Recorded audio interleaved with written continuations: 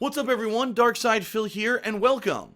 In this video, I'd like to talk a little bit about my thoughts on the upcoming Suicide Squad movie from DC Comics, which is actually releasing this summer and just had its first official trailer released, as well as the Wonder Woman movie coming in 2017, which had some additional footage kind of released to the internet and had some of the people working on the movie talking publicly about it, so I wanted to give you my thoughts about that as well. Now, first off, I just want to make it abundantly clear, I can't show you any of the footage from these trailers.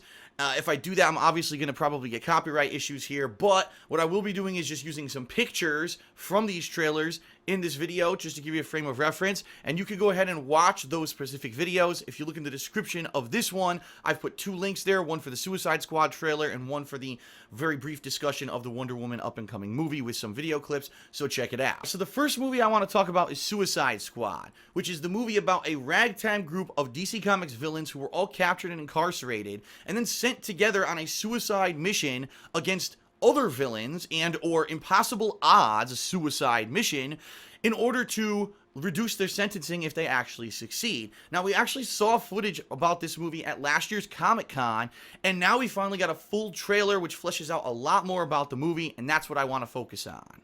So, this new trailer opens up with Queen. Yes, that's right, Bohemian Rhapsody. And I'm a huge fan of Queen. I think they were a great rock band. Their music is very kickin', and it's an awesome soundtrack to use for a trailer. But let me tell you, just taking some of the exact same footage that they used in the original teaser back at E3 2015 and using it in this video with Queen as the soundtrack, I think was genius, because the Queen music makes it heavy-hitting, makes it fast-paced, and actually gives it a rhythm that that original teaser really didn't have, and immediately the trailer seems ultimately way better than what we saw about a year ago.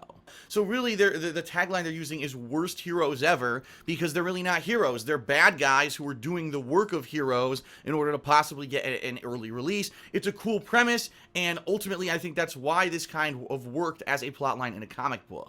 But, you know, immediately as this trailer starts, it already causes confusion, because you start to see things that are, like, graphically serious transfixed against stuff that's supposed to be funny. So, for example, Will Smith is Deadshot in this movie. His character is getting beaten viciously by prison guards. Next thing you know, he's out in the prison yard with the other Suicide Squad members, wondering why they're out there, and he says, "Oh, is this cheerleader tryouts?" And you're immediately shocked with, like, dude, like 5 seconds ago in this trailer, you were getting your ass beat, and now all of a sudden it's a big joke to you that you were, like, brutally beaten. You probably have a couple broken ribs. Har, har, har, let's joke about it.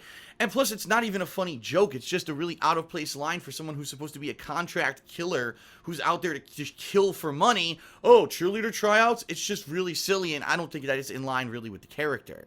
So, continuing on with the vein of what I said last time about Suicide Squad, I really don't feel that a lot of the characters honestly are matching in line with what the spirit of the character is. One example here, Killer Croc. Now, Killer Croc has had many incarnations over the years in the Batman franchise of comic books. Sometimes he's just a gangster, sometimes he's a hulking monstrous beast. It all depends on the situation. In the Suicide Squad movie, it looks like he's just going to be kind of a normal gangster who's kind of buff, and they didn't opt for CGI here, but instead went for what it looks like for real life, you know, makeup effects. And I'm not sold. I mean, just take a look at this guy. He looks to me like a guy in a bad leather suit. He doesn't look like the Killer Croc character, and certainly he's not intimidating. He just looks silly. Compare this to, like, the Thing from current Marvel movies of the Fantastic Four that have really just fucking sucked. It's almost the kind of same look, and I'm very turned off by this character because I know Killer Croc to be a big badass, and he can actually be a badass, and I'm not sold that this character who looks so silly could end up being a tough guy. One character, based off of this trailer, that I'm actually more interested in is the Enchantress, who apparently is a woman who's possessed by a witch and therefore has these magical powers. Now, I don't know too much about the character, and I certainly don't know about the extent of her powers, but I think that could be a pretty cool premise. It's a unique character, and just learning that from this trailer actually interests me more in that character. So then we move on to Harley Quinn, who it looks like is going to be one of the focal point characters of the movie and probably one of the main protagonists. And I don't know, I'm just not sold, and it has nothing to do with the actress or anything like that. It has to do with the design of the character that they chose to go with in this movie.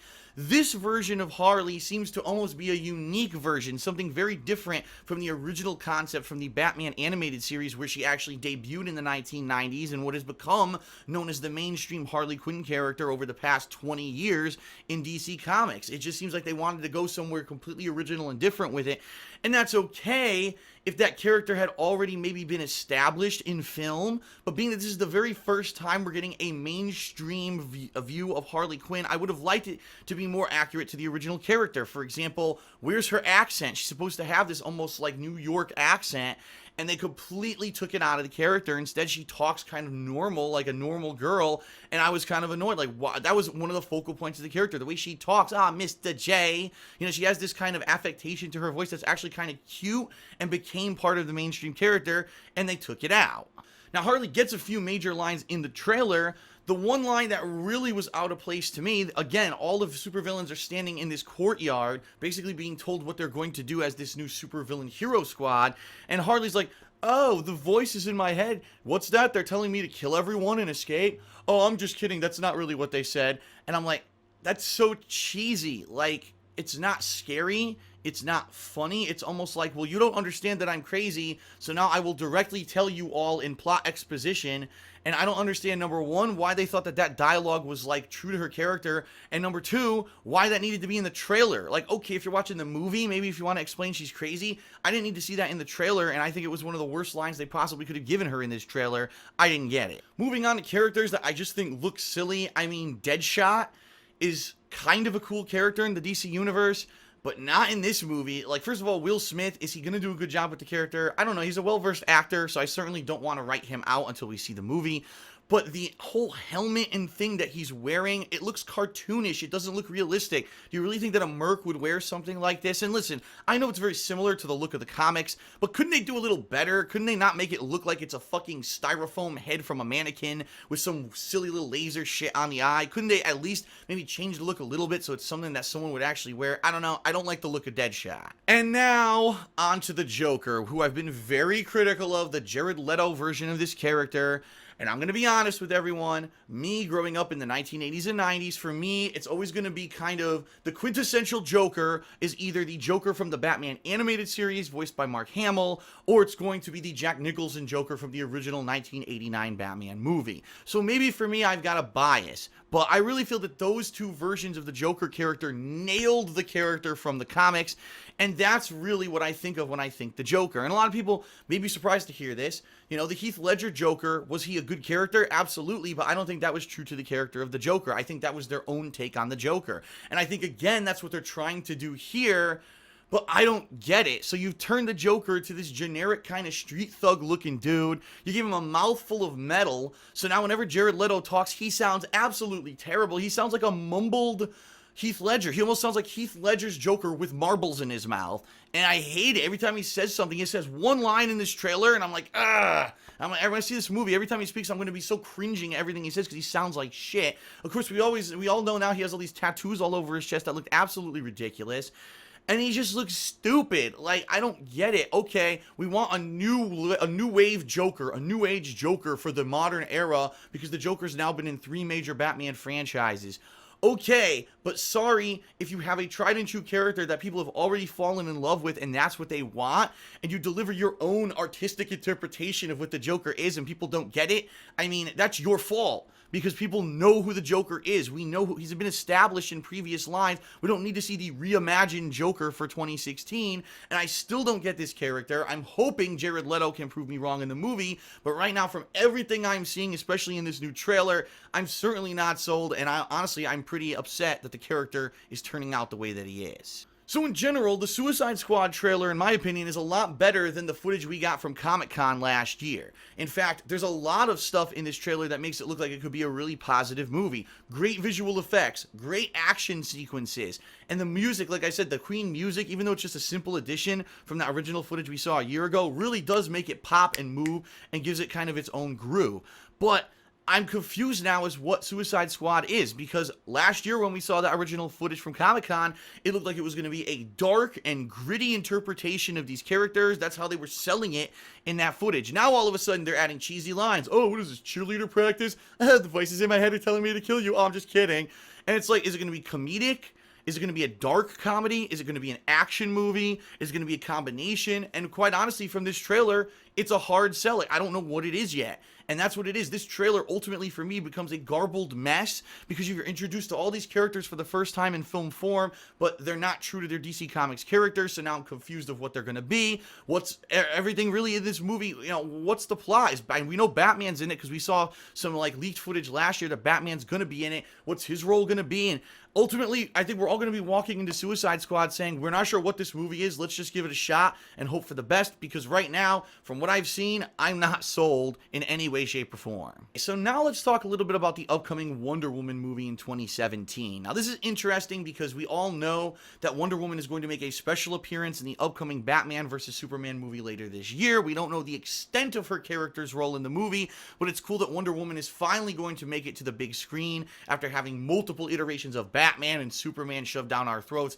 It's cool to finally see a strong female protagonist get her shot. Now, from the footage that was released and what the makers of the movie are saying, this is going to be an origin story about Wonder Woman, who is a Greek goddess. She's on the island of Themyscira with all these other Amazonian warriors, and their job was to protect humanity, but for whatever reason, they've decided to abandon humanity because they don't feel that it's worth it.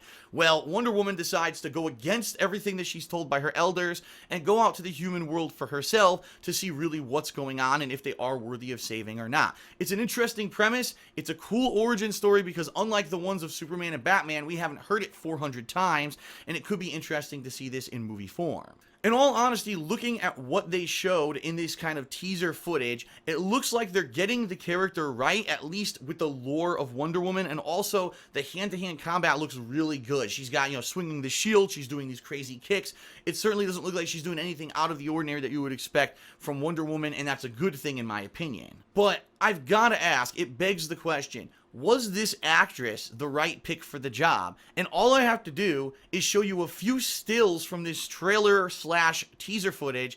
Take a look. Like, this Wonder Woman looks like she's confused, she's out of place. She almost, in a lot of places, looks like a cute girl dressing up for Halloween rather than a strong Amazonian warrior. The Wonder Woman that I'm used to is from the Justice League cartoons from the 1990s. She's supposed to be this really large, imposing woman. Now, she doesn't necessarily have to look like a dude, but she at least has to look like she could hold herself up in a fight and kind of be like, this big and dominating presence when she's standing up to other people. I'm sorry, but this actress that they chose for the role of Wonder Woman doesn't do that to me. She looks like a model that they played dress up with, and again, similar to Suicide Squad, it always seems to me like it's more miscasting. Like, what were you thinking? There weren't enough women on planet Earth to find a woman who could look kind of tough for this movie. Instead, you get almost like a string bean supermodel to put on a Halloween outfit, and that's supposed to be our Wonder Woman.